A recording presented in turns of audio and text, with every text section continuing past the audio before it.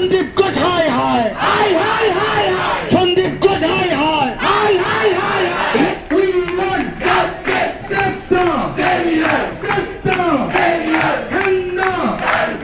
যতক্ষণ না দোষীরা শাস্তি পায় ততক্ষণ আমরা এই দাবি চালিয়ে যাব। আমাদের তরফ থেকে আমাদের দাদা দিদিরা যে দাবি করেছে সেই দাবিগুলো যতক্ষণ না পূরণ হচ্ছে আমরা ততক্ষণ এই আন্দোলন এই প্রতিবাদ আমরা চালিয়ে যাব।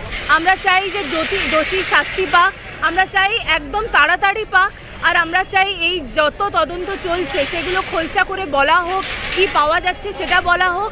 আর আমরা এখনও আমাদের প্রোটেস্ট ততক্ষণ চালিয়ে যাব যতক্ষণ না আমরা জাস্টিস পাচ্ছি। বৈশালী। তো আমাদের দাদা দিদিদের সাথে হয়েছে, আমরাও ভবিষ্যতে ডাক্তার হব, আমাদেরকেও ডিউটি করতে হবে, তো ভবিষ্যতে আমরাও সেই জায়গায় থাকবো। তো আমাদের সেফটিটাও আমাদের দরকার। আমরা নিজেরাই যদি সেফ না থাকি তো আমরা পেশেন্টদের কী করে বাঁচাবো? এই আন্দোলন দেশের মানুষের স্বার্থে, শুধু ডক্টরদের সাথে নয়, দেশের মেয়ের জন্য, দেশের মায়ের জন্য, দেশের বোনেদের জন্য। এই নৃশংস ঘটনা যাতে দ্বিতীয়বার আর কারোর সাথে না ঘটে এবং আসল দোষীরা যাতে শাস্তি পায়, সেই জন্য এই আন্দোলন অনির্দিষ্টকালের জন্য চলবে এবং তার জন্য চিকিৎসা পরিষেবা ব্যাহত নেই। আমাদের যে সিনিয়র ডক্টররা আছে তারা কিন্তু একদম সঠিকভাবে এখনও অবধি চিকিৎসা পরিষেবা দিয়ে যাচ্ছে। তো এই আন্দোলন যতদিন না আসল দোষীরা শাস্তি পাচ্ছে ততদিন অবধি চলবে। যতদিন না আমরা জানতে পারছি আসল দোষীকে, যতদিন না জানতে পারছি ততদিন আমরা চালিয়ে যাব প্রতিবাদ এবং আমরা বারবার দাবি করব যাতে আসল দোষী তাড়াতাড়ি সামনে আসে। এটা সরকার জানে, উচ্চপদস্থ লোকেরা জানে, যারা অথরিটি আছে তারা জানে যে তারা কবে আমাদের দাবি পূরণ করবে। আমাদের দাবি পূরণ হলেই আমরা এই আন্দোলন থেকে উঠে যাব। দাবি আমাদের একটাই যে যারা দোষী আছে তাদের ইমিডিয়েটলি তাদের এক্সামিনেশান করতে হবে, তাদের সমস্ত রিপোর্ট যারা আমাদের কালপিট আছে তাদের সাথে ম্যাচ করতে হবে। ফরেনসিক ডিপার্টমেন্ট খুব ভালোভাবে কাজ করতে হবে এবং তাদের উপযুক্তমূলক শাস্তি চাই, দৃষ্টান্তমূলক শাস্তি চাই।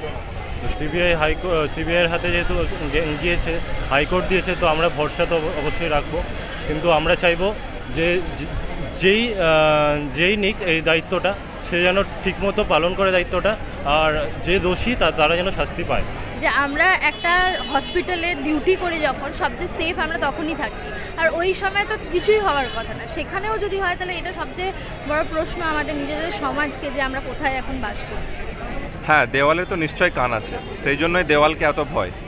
কিছু হাইকোর্ট নিশ্চয় বুঝেছেন যে আমাদের পুলিশ ঠিকভাবে হয়তো নিরপেক্ষভাবে তদন্তটা হয়তো এগিয়ে নিয়ে যাচ্ছে না, সেই জন্যই ওনারা ঠিক করেছেন যে একটা সিবিআই, যেটা একটা সেন্ট্রাল এজেন্সি, ওনাদেরকে দিয়ে একটা ইনভেস্টিগেশন করানোর চেষ্টা করছেন। তার মানে এইটাই, যেটা আমাদের সন্দেহ ছিল যে হয়তো কিছু তথ্য প্রমাণ লোপাট বা হয়তো ইনভেস্টিগেশনটা ঠিকভাবে যাচ্ছে না, তো সেইটা নিয়ে আমরা সন্দেহ করেছিলাম। আমরা সন্দেহ ব্যক্ত করতেই পারি, কিন্তু সেই সন্দেহটা কতটা সত্য মিথ্যা সেটা তো কোর্টে ডিবেট হয়েছে, তার উপরে কোর্টে আলোচনা হয়েছে। সেটার দায়িত্ব ছিল পুলিশের যে তারা নিজেকে কতটা কিভাবে স্বচ্ছ দেখাবে। তো যেভাবে জিনিসটা এগিয়ে এসেছে তাতে তো আমাদের এটাই মনে হচ্ছে যে এতক্ষণ অবধি নিরপেক্ষ হচ্ছিল না, এবার একজন নতুন এজেন্সি নিয়েছে। এবার নতুন এজেন্সি নিয়েছে মানেই তারা নিরপেক্ষ হয়ে গেল এরকম নয়, তাদেরকেও কোর্ট বলেছে যে আমরা মনিটর করব।